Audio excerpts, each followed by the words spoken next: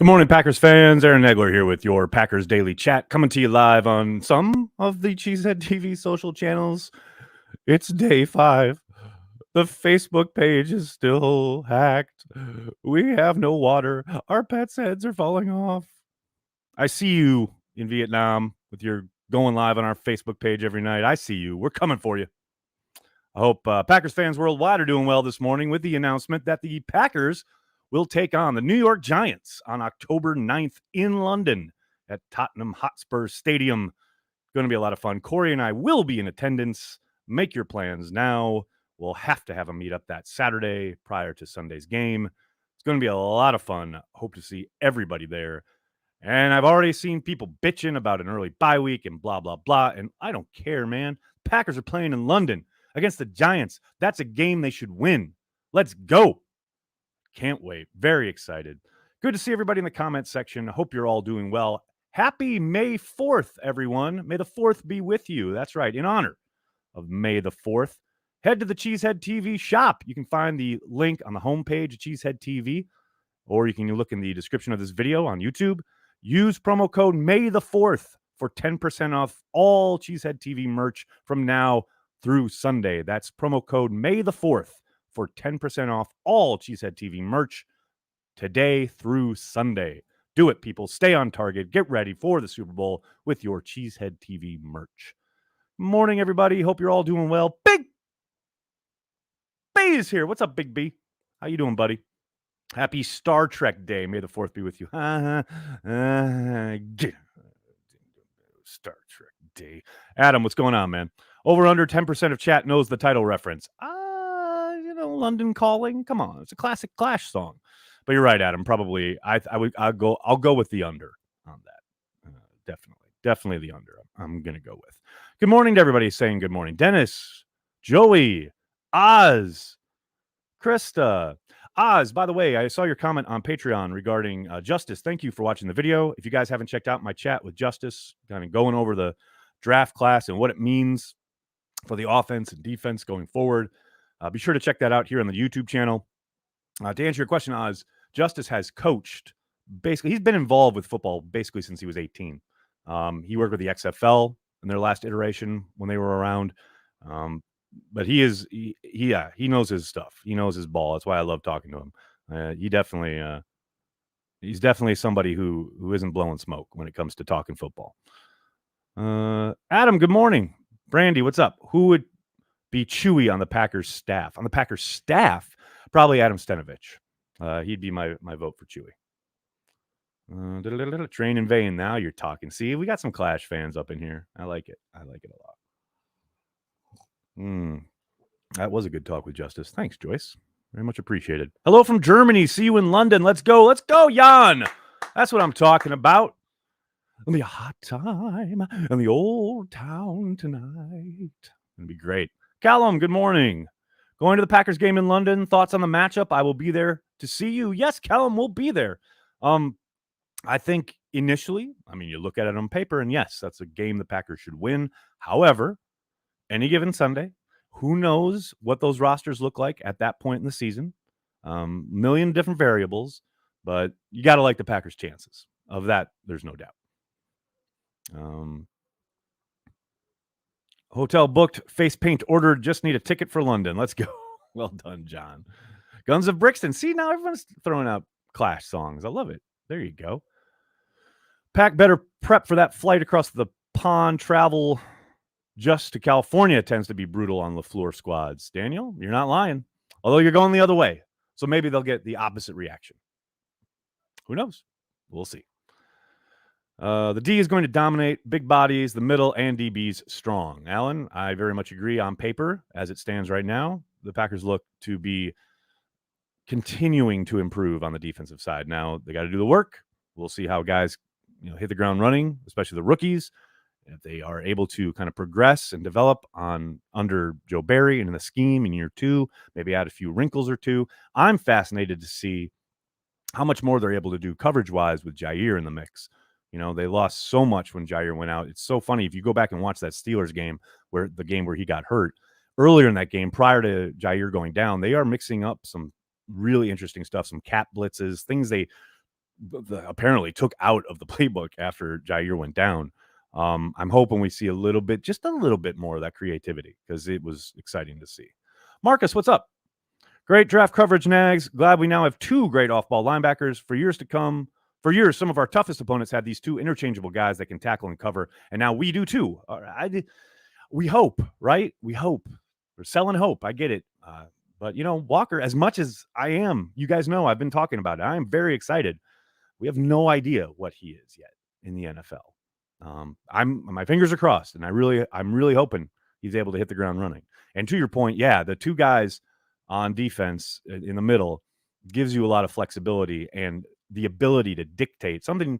If you've been watching this channel or watch parties for any number of years, one of the things I've bemoaned the most about the Packers defense, whether it's been under Mike Pettin or even last year under Barry, is the reactionary kind of MO as far as reacting to what the offense is doing rather than trying to dictate. And having two guys who don't have to come off the field potentially would allow them to start to dictate, which I would fucking love.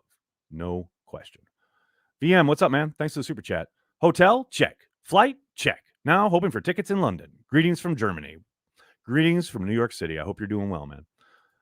Moises, thanks for the super chat. Would you say that Green Bay couldn't counter the 49ers adjustments after the opening drive, or was it solely on 12? I expected Green Bay to drop 50 after that first touchdown.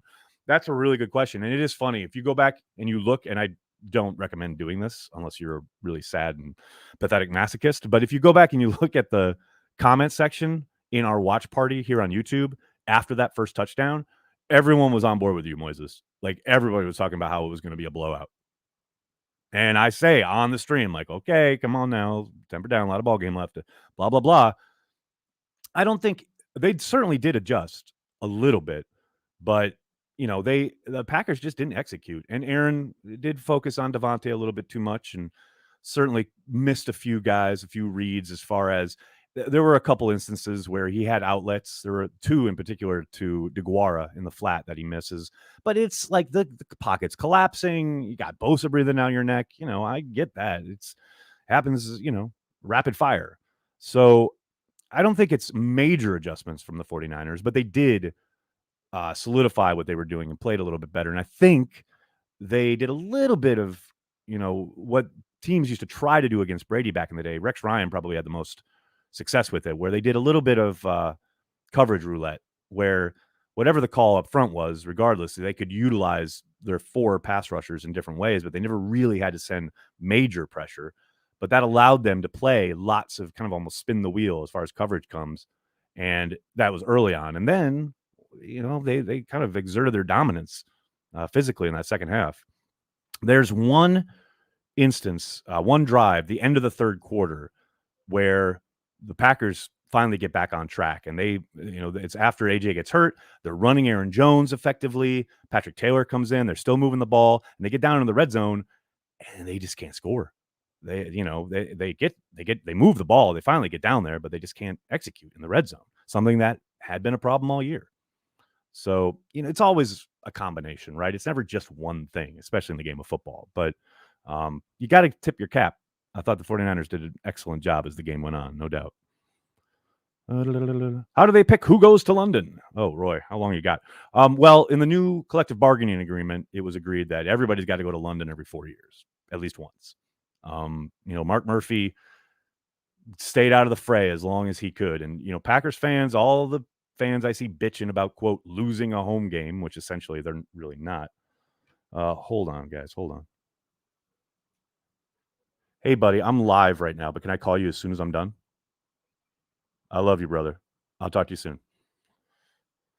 Sorry, that's my friend who going through a bit of a rough moment.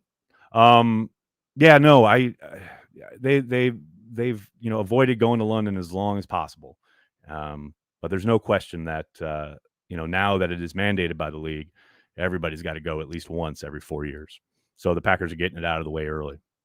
And that was kind of in conjunction with the 17th game being added. So every other year you've got an extra home game, and the Packers' first kind of spin of the wheel, so to speak. I have no doubt the league was like, all right, you've been avoiding London as long as possible. Let's go. And it's interesting. I know we saw a headline, I think 2 days ago, that the Rams had requested that they play the Packers in London because they're sick of going to Lambeau where it's cold. They lost in the playoffs a couple years ago, and they lost in Lambeau last year. It's like they're like, can we go to London and play the Packers? So LA, New York Giants, these are major market teams that probably aren't too concerned about losing gate. The big reason the Packers haven't played like the Jaguars or something over in London, no one's wanted to give up that home game because the Packers travel so well. And Mark Murphy has said, well, we're never giving up a game at Lambeau up until this year. So a lot goes into it there. What else we got, Fo? Boyan G, what's up, man? If Devondre Campbell is not such a great success, do you see Packers drafting Quay Walker as their first pick? That's an interesting question. Very interesting question. Probably. I mean, I don't think they make that selection unless they really love the player, regardless of, don't forget they almost took Miles Jack back in the day, but then they ended up taking Kenny instead. I do think they probably make that pick still. But that's a good question. That's an interesting kind of what if. TKM, what's up, man? QBJ Love still in the building. Just saying, Pappies and Pappy Fund. What was Richard Sherman's quote on his podcast for PFF? A lot of thirsty teams out there, and J Love is a thirst trap. I'd take Brian at his word. I don't think Jordan's going anywhere, but who knows? Armin, what's up? Tyler Goodson beats Taylor in camp. I like him. He's certainly got a chance. You hit the ground running, baby. Put those pads on. Let him pop. It's going to come down to what he can do in pass pro. I mean, there's zero question that kid can run. I mean, my goodness, you've just got to look at any of his tape. And can he be effective in the passing game? How are his hands? I think he holds up in that regard, but it's all about pass pro. Because if you can't trust him and to keep Aaron Rodgers upright, there's no point. So, but yeah, definitely has a shot, no question. Dave, what's up, man? I feel like Green Bay really missed Bakhtiari and Jenkins even more in the red zone. Oh, you are not lying, dude, especially in the run game. No question about it. That played out pretty much all year when Dave was out, obviously, for much of it. And as soon as Jenkins went down, no doubt about it. Malik Taylor is a wasted roster spot. Brings nothing to the table. Thank you, MJ. Thank you for that notice on May 4th. Thank you very much. Didn't you see his stepbrother's reenactment with the new punter? I did see Mason's reenactment. We talked about that yesterday. God forbid if something happens to 12, we will be damn glad we have J-Love on the roster. Daniel, I think so too. I understand his start in Kansas City was a little underwhelming, no doubt about it. But as Justice pointed out in my chat with him yesterday, Mason Crosby makes a couple more field goals. They're in overtime. It's like he got him in position to score a number of times through that touchdown at the end. Kansas City just blitzed the hell out of him. I don't think Matt did a phenomenal job helping his quarterback in that game either. But yeah, it's a rough start, no doubt about it. But he's going to keep developing, getting better. And I'm with you. If Aaron misses some time, I like going with the kid, first round talent, been in the system for 3 years. I'm all about it. AMH, what's up? Thanks for the super chat. Do you think part of why Devontae wanted out is because he understood the plan would be to spread the ball around more? No, I don't. I don't think that had anything to do with it. I think if he's still in town, they're probably not spreading the ball around more. Yeah, I don't think that has much to do with it at all.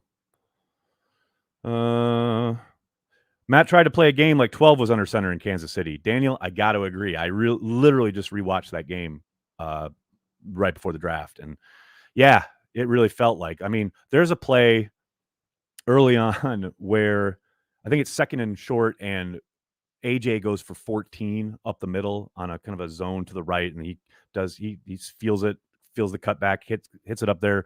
And I'm like, all right, cooking with gas. And then literally the next play, they come out 5 wide spread.